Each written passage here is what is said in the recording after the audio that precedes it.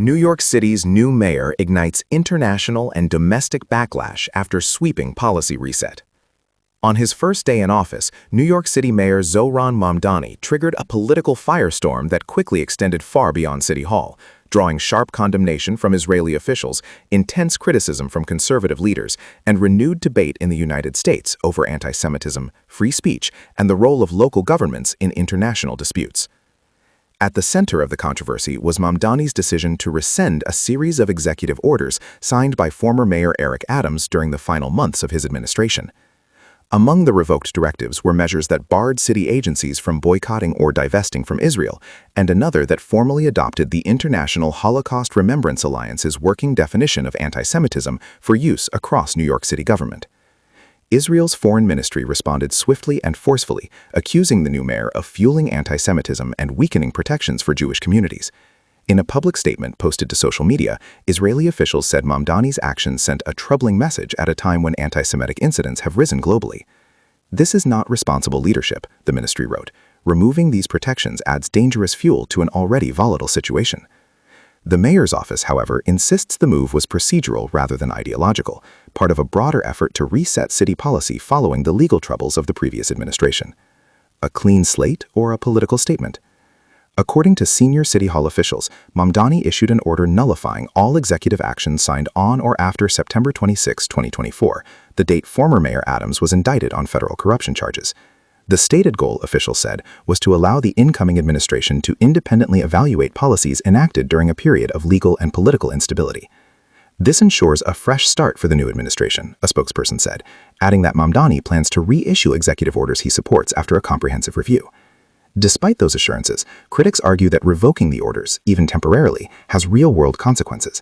They say the symbolic impact of rolling back policies tied to Israel and anti-Semitism outweighs procedural explanations.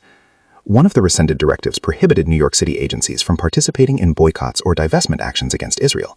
Another adopted the IHRA definition of anti-Semitism, which identifies certain forms of anti-Israel rhetoric, such as denying Jewish self-determination or holding Israel to standards not applied to other nations, as potential expressions of contemporary anti-Semitism.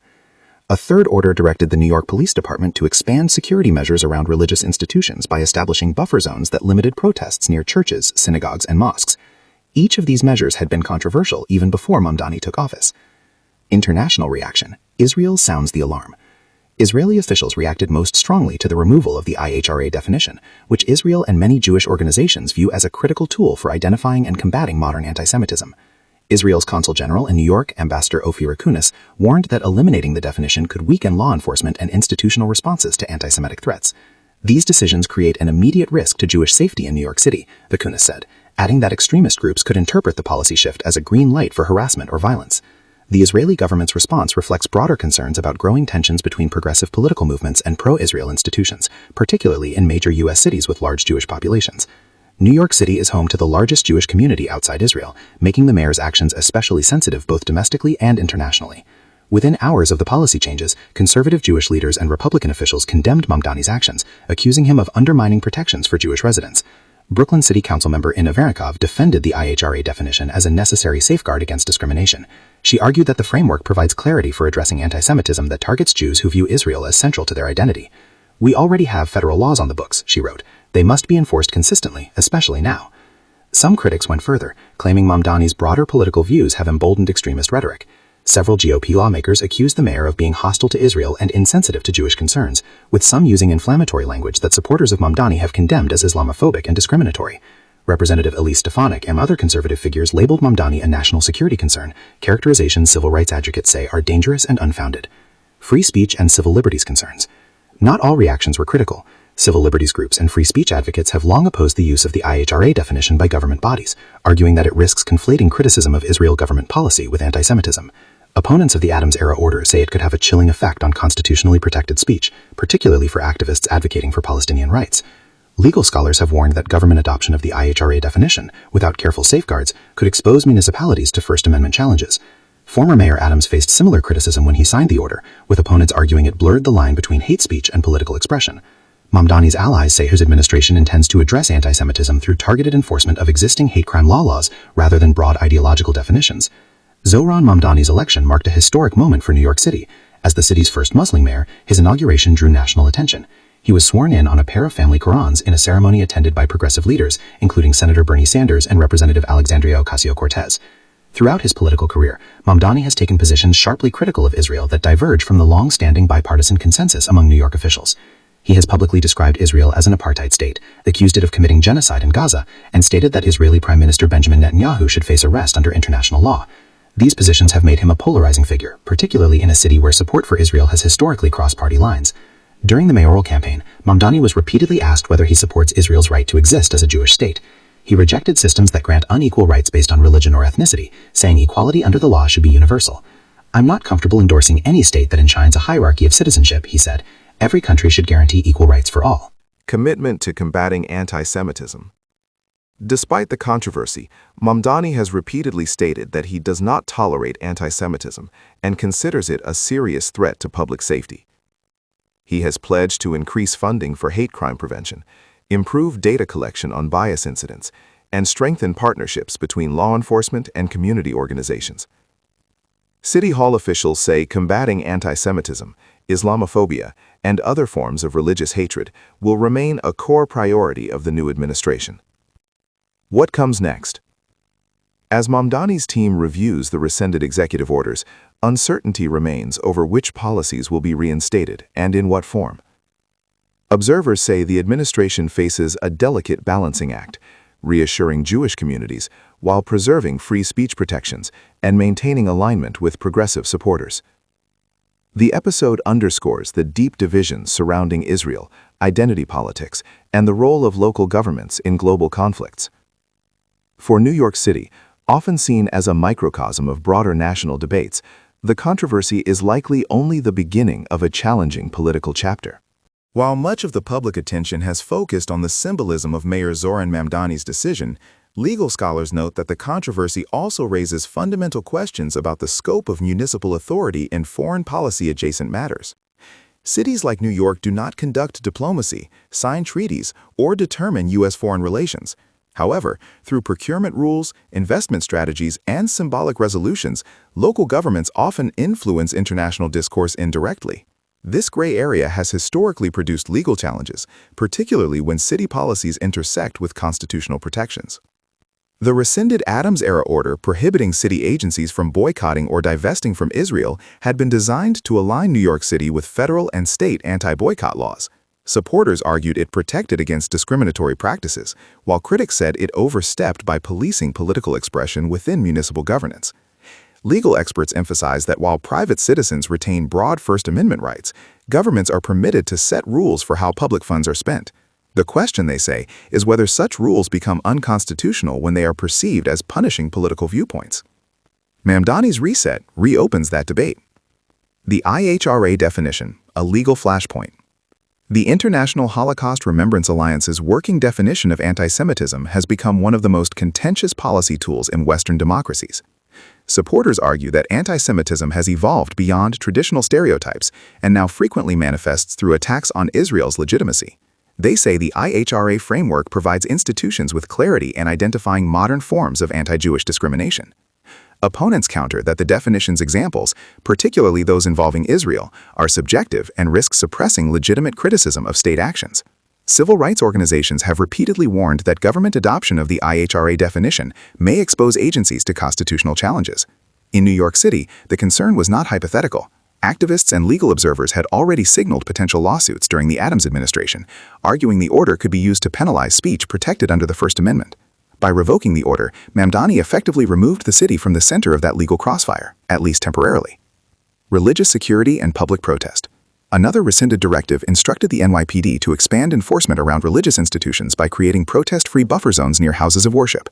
Supporters of the policy said it was a necessary response to rising threats against synagogues, mosques, and churches. Critics warned it could infringe on the constitutional right to peaceful assembly. The tension between public safety and protest rights has intensified nationwide, particularly in cities experiencing frequent demonstrations tied to global conflicts. Mamdani has not indicated whether a revised version of the policy will return. Law enforcement officials privately acknowledge the challenge of balancing security concerns with civil liberties, especially in a city as densely populated and politically active as New York. Federal and state reactions.